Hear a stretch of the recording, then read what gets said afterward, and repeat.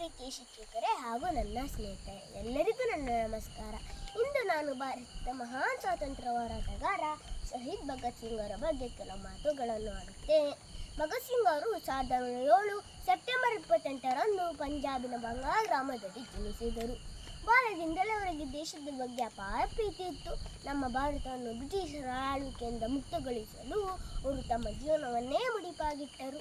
1928 ಬ್ರಿಟಿಷರ ಲಾಠಿ ದಾಳಿಯಿಂದ ಸ್ವಾತಂತ್ರ್ಯ ಹೋರಾಟಗಾರ ಲಾಲಾ ಲಜಪತ್ ರಾಯ್ ಅವರು ನಿಧನರಾದರು. ಅವರ ಸಾವಿಗೆ ನ್ಯಾಯ ದೊರಕಿಸಬೇಕೆನ್ನುವ ಉದ್ದೇಶದಿಂದ ಭಗತ್ ಸಿಂಗ್ ಹಾಗೂ ಅವರ ಸಹಚರರು ಬ್ರಿಟಿಷ್ ಅಧಿಕಾರಿ ವಿರುದ್ಧ ಕ್ರಮ ಕೈಗೊಂಡರು.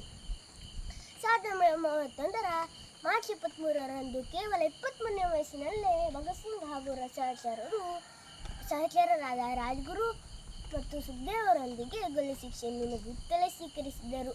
ಗಲ್ಲಿಗಿರಮುನು ಇನ್ಕಿಲಾಬ್ ಜಿಂದಾಬಾದ್ ಎನ್ನುವ ಘೋಷಣೆಯನ್ನು ಮೊಳಗಿಸುತ್ತಿದ್ದರು.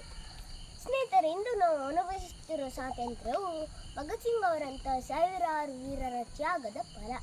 ದೇಶಭಕ್ತಿ ಎಂದರೆ ಕೇವಲ ರಾಷ್ಟ್ರಧ್ವಜಕ್ಕೆ ಗೌರವ ಸಲ್ಲಿಸುವುದಲ್ಲ, ಪ್ರಾಮಾಣಿಕವಾಗಿ ಓದುವುದು, ಸಮಾಜದ ಒಳಿತಿಗಾಗಿ ಕೆಲಸ ಮಾಡುವುದು, ಪರಿಸರಗಳನ್ನು ಕಾಪಾಡುವುದು, ದೇಶದ ಕಾನೂನುಗಳನ್ನು ಗೌರವಿಸುವುದು ಮತ್ತು ಉತ್ತಮ ನಾಗರಿಕರಾಗುವುದು ಕೂಡ ನಿಜವಾದ ದೇಶಭಕ್ತಿ.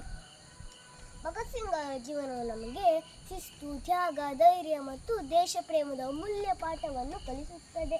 ಅವರ ಆದರ್ಶಗಳನ್ನು ನಮ್ಮ ಜೀವನದಲ್ಲಿ ಅಳವಡಿಸಿಕೊಂಡಾಗ ಮಾತ್ರ ಅವರ ಬಲಿದಾನಕ್ಕೆ ನಿಜವಾದ ಗೌರವ ಸಲ್ಲಿಸಿದಂತಾಗುತ್ತದೆ. ಈ ಮಹಾನ್ ವೀರನಿಗೆ ನಮ್ಮ ಹೃತ್ಪೂರ್ವಕ ನಮನಗಳನ್ನು ಸಲ್ಲಿಸುತ್ತಾ ನನ್ನ ಈ ಭಾಷಣ ಮುಗಿಸುತ್ತೇನೆ. ದೇಶ ಮೊದಲು, ಸ್ವಾರ್ಥ ನಂತರ. ಜೈ ಹಿಂದ್, ಜೈ ಕರ್ನಾಟಕ.